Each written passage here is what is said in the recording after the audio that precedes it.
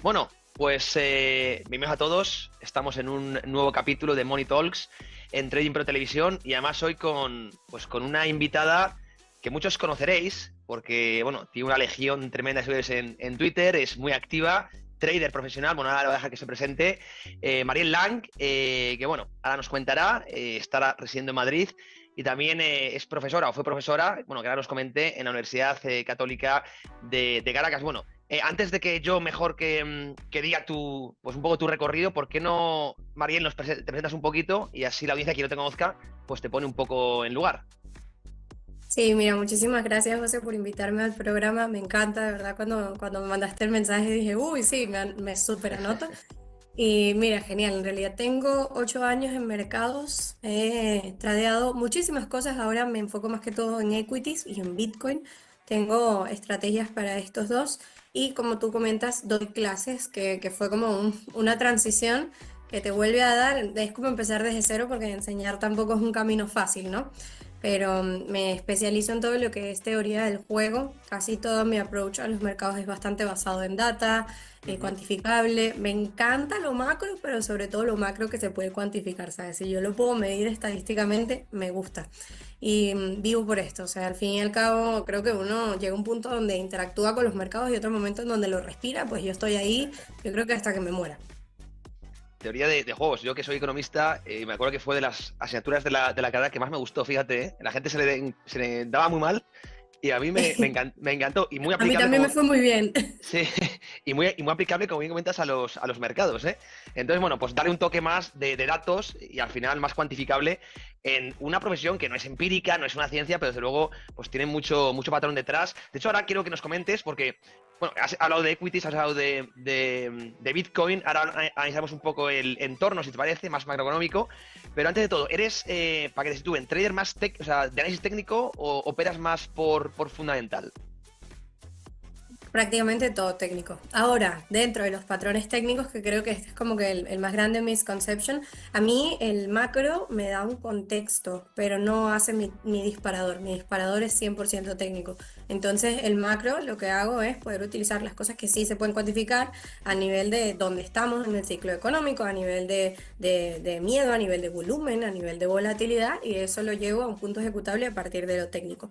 ¿Qué cosa? Por ejemplo, patrones, no uso patrones de precio, uso normalmente patrones de precio como open, close, high and low en lugar Ujú. de un doble techo, por ejemplo, pero es un patrón de precio solo que distinto a los patrones chartistas por tema de eficiencia, ¿no?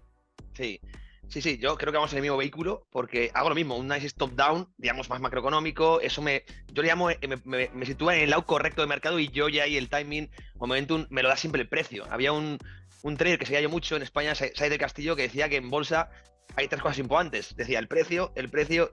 Y yo Y el realmente precio. estoy muy de acuerdo porque, bueno, al fin y al cabo, cuando yo llevo 18 años ya en los mercados financieros, y te has dado Imagínate. cuenta de la precisión y la nobleza de los movimientos. Es una cosa que a mí me sigue poniendo los pelos de punta. Hay mucho escepticismo siempre con el análisis técnico y es porque la gente lo desconoce. Yo estoy totalmente de acuerdo con lo que comentas. Pero bueno, antes de ir al técnico, luego, si te puedo preguntar un poco, oye, ¿cómo ves este mercado tal? Sin ser ningún consejo, como ya sabrás. Pero bueno, un poco visión personal. Pero antes vamos a que me cuentes un poquito. Pues oye, que estamos en un momento de volatilidad brutal, el Nasdaq desplomándose, una caída del 10%. De hecho, desde que Trump cogió el mando, está en negativo. Y por ejemplo, Europa está subiendo un 20%, casi el DAX, el Hansen de Hong Kong, en China, pues más de lo mismo. Es decir, esa gran divergencia que estamos viendo ahora entre Estados Unidos, Europa y China, es decir, ¿por qué? ¿Ves burbuja en Estados Unidos o cómo ves un poco el corto plazo en próximos semanas o meses?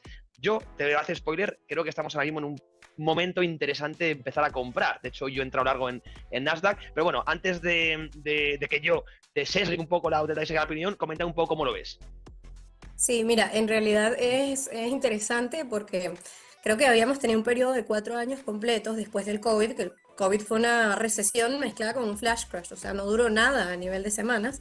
Hemos Mm. tenido un periodo en donde la parte política no tenía el mismo impacto que tiene con este tipo de gobiernos. De hecho, tengo ahí como una semana intentando sacar un chart de implicación de declaraciones públicas de Ah, Trump versus las de Biden, para mostrar que no es que estamos locos y pensamos que tiene más impacto, tiene más impacto, de hecho. Entonces creo que esa transición de demasiado enfoque, que el mayor catalizador que podíamos tener antes era la tasa de interés, que fue por sí, mucho tiempo post-COVID, pues ahora el mayor indicador es tarifas, temas geopolíticos, etcétera. ujú, Y con el escenario de sobrecalentamiento de absolutamente todo, el SP equiponderado muy distinto al sí, SP natural, pues era el momento perfecto para que cualquier cosa barriera. De hecho, antes de que asumiera Trump, pensaban que lo que iba a tirar todo abajo era el hecho de prohibir los trades a las personas del Congreso. Entonces, siempre se está esperando como un catalizador que nos diera este dip porque no había correcciones sanas. Uno en cada 4 días el año pasado fue un alto histórico. Así que es un mercado que está muy mal acostumbrado. Y con el tema de rotación, mira, yo creo que la divergencia natural entre los mercados no es casual. O sea, tenemos el Nasdaq y el S&P con un 10 y un 5% respectivamente, y tenemos Europa y China arriba del 10%. Y bueno, esta mañana Alemania, que creo que todos contentos con eso, pero tiene todas las características de una rotación clásica, pero tiene matices importantes en el sentido de que tenemos valoraciones muy relativas. O sea, Estados Unidos tiene 4 años con primas de valoración sobreextendida frente a cualquier otro mercado, sí. y lo que estamos viendo en mi parte es una normalización de dichos valores. O sea, no necesariamente es un cambio estructural en los fundamentales. Por allí estoy de acuerdo contigo con el tema del buy. Y otra cosa es que con ciclo de tipos de interés, o sea, el efecto de tipos altos no es uniforme. Las empresas de growth de Estados Unidos, específicamente las tecnológicas, son hipersensibles a cambios en el costo del capital, versus que Europa y cualquier mercado emergente tiene mayor exposición a sectores tradicionales que tienen menor sensibilidad a los tipos. Entonces, cuando también vemos China, que en realidad China, entre que consigue una energía infinita, que consigue la otra cosa, o sea, siempre como algo pre-boom, también está experimentando un rebote que está bastante retrasado. Tuvieron políticas de COVID mucho más restrictivas, y Europa se beneficia más o menos de una combinación donde hay menos dependencia energética rusa y estímulos focalizados. Y para mí, yo en el corto plazo esperaría que esta rotación continúe. Y más porque tengo cosas en mi portafolio de China que tendrán 6 años exactamente en el mismo precio, pero con volatilidad significativa, ¿no? No Sí, veo un sí. colapso, yo no veo un colapso de mercados estadounidenses, que me encantaría, sí, pero yo veo más bien una digestión de las valoraciones. O sea, 3 años de rendimientos, pero extraordinarios, pues yo estaría atenta a catalizadores específicos como los datos de inflación, el tema Banco Central, que podrían acelerar o revertir esta tendencia.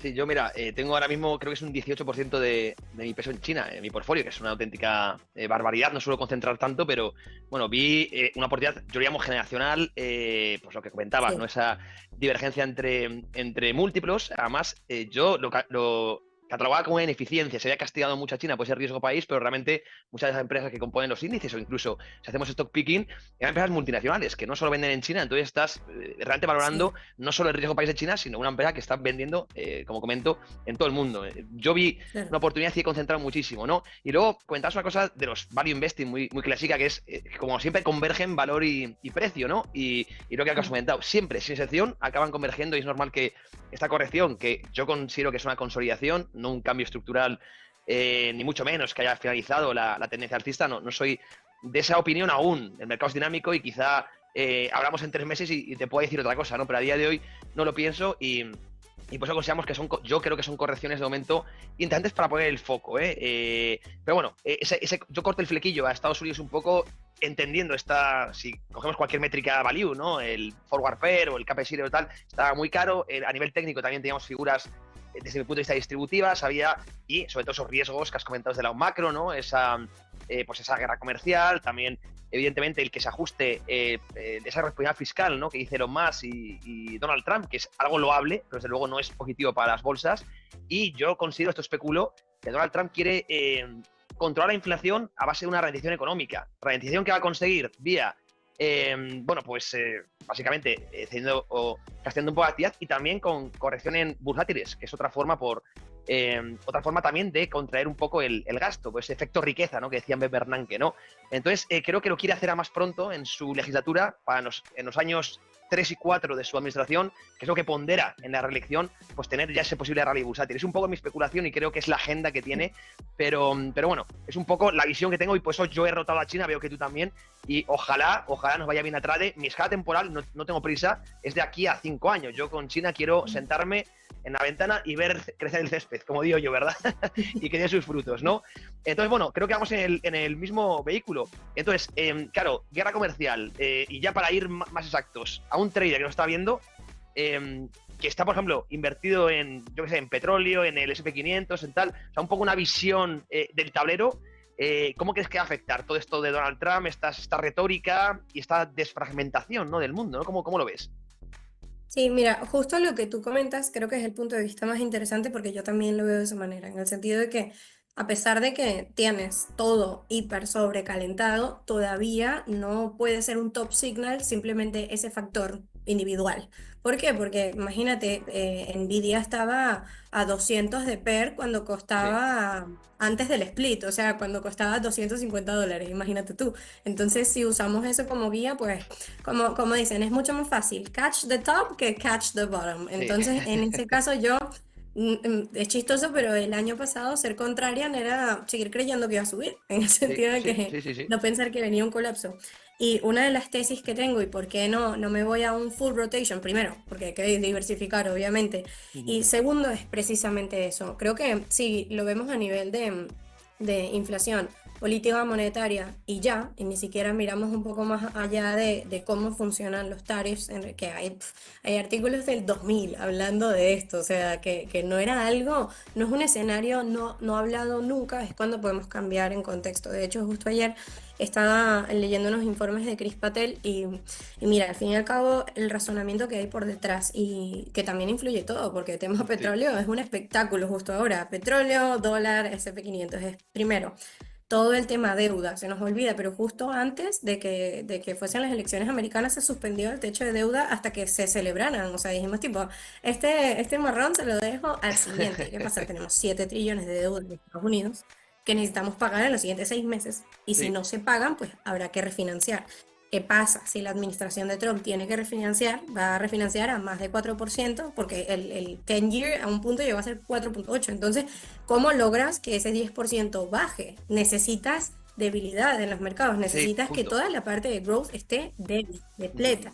Y precisamente si pasa eso, entonces el Dodge va a parecer como que está funcionando muy bien y las tasas de interés efectivamente tienen que bajar. Entonces, ¿cómo haces esto? Pues creas incertidumbres masivas, entre paréntesis, pues tus tarifas que matas a todo el mundo de esquina Y, me responden, le respondo el doble, haces que el mercado de bonos se te dispare, la gente empiece a comprar bonos porque están asustadas de tocar Sí. acciones en realidad, y eso te tira los yields abajo, Y hundes el y es rendimiento, lo sí. precisamente la característica.